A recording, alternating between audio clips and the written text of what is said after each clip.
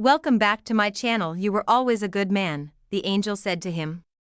You lived your life in a loving way, and died with dignity. I can now grant you any wish you desire. Life was good to me, the man said. When you appeared in Midream, I felt that all my efforts had been rewarded, because my son's poems will be read by men for generations to come. I don't want anything for myself. But any father would be proud of the fame achieved by one whom he had cared for as a child, and educated. Ash grew up. Sometime in the distant future, I would like to see my son's words. The angel touched the man's shoulder, and they were both projected far into the future.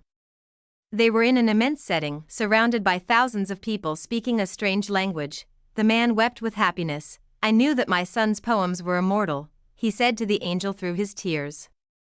Can you please tell me which of my son's poems these people are repeating? The angel came closer to the man, and, with tenderness, led him to a bench nearby, where they sat down. The verses of your son, who was the poet, were very popular in Rome, the angel said. Everyone loved them and enjoyed them. But when the reign of Tiberius ended, his poems were forgotten. The words you're hearing now are those of your son in the military. The man looked at the angel in surprise. Your son went to serve at a distant place, and became a centurion. He was just and good. One afternoon, one of his servants fell ill, and it appeared that he would die. Your son had heard of a rabbi who was able to cure illnesses, and he rode out for days and days in search of this man. Along the way, he learned that the man he was seeking was the Son of God.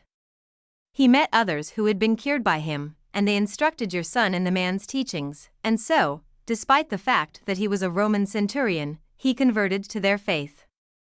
Shortly thereafter, he reached the place where the man he was looking for was visiting. He told the man that one of his servants was gravely ill, and the rabbi made ready to go to his house with him. But the centurion was a man of faith, and, looking into the eyes of the rabbi, he knew that he was surely in the presence of the Son of God. And this is what your son said, the angel told the man. These are the words he said to the rabbi at that point, and they have never been forgotten. My lord, I am not worthy that you should come under my roof. But only speak a word and my servant will be healed. The alchemist said, no matter what he does, every person on earth plays a central role in the history of the world. And normally he doesn't know it. The boy smiled. He had never imagined that questions about life would be of such importance to a shepherd. Goodbye. The alchemist said. Goodbye, said the boy. The boy rode along through the desert for several hours, listening avidly to what his heart had to say. It was his heart that would tell him where his treasure was hidden. Where your treasure is, there also will be your heart, the alchemist had told him, but his heart was speaking of other things. With pride, it told the history of a shepherd who had left his flock to follow a dream he had on 2 different occasions. It told of personal legend, and of the many men who had wandered in search of distant lands or beautiful women, confronting the people of their times with their preconceived notions.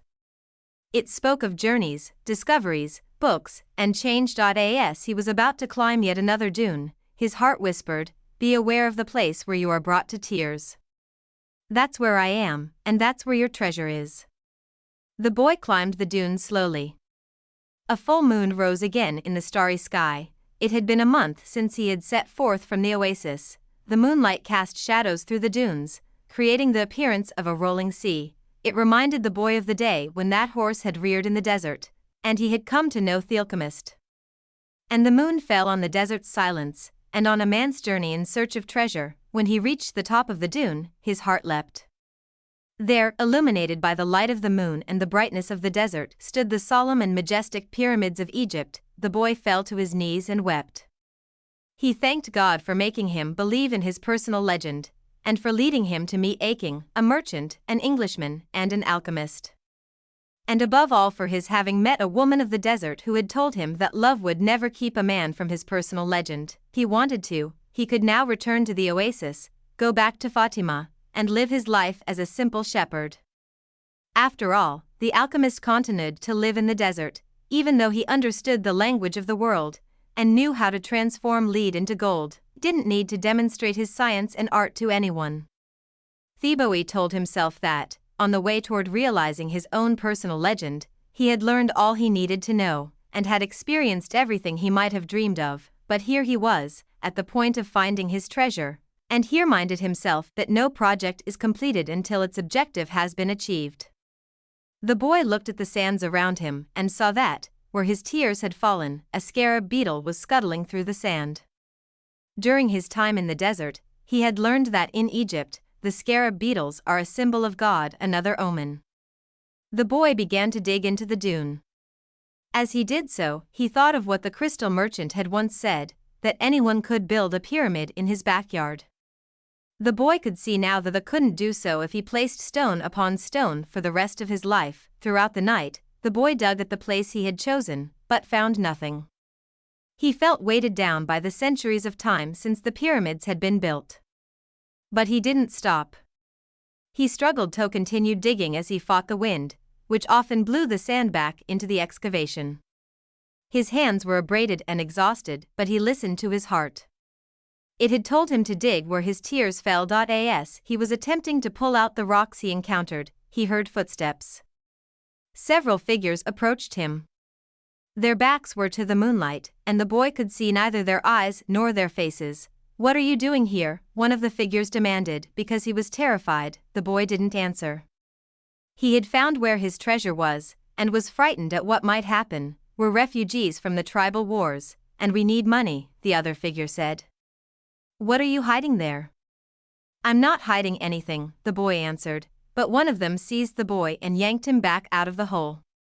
Another, who was searching the boy's bags, found the piece of gold. "There's gold here," he said. The moon shone on the face of the Arab who had seized him, and in the man's eyes the boy saw death. "He's probably got more gold hidden in the ground."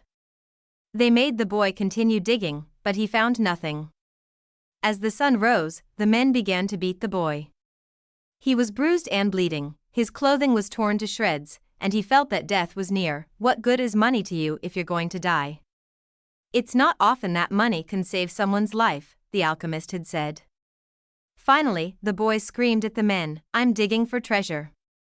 And, although his mouth was bleeding and swollen, he told his attackers that he had twice dreamed of a treasure hidden near the pyramids of Egypt. The man who appeared to be the leader of the group spoke to of the others. "Leave him.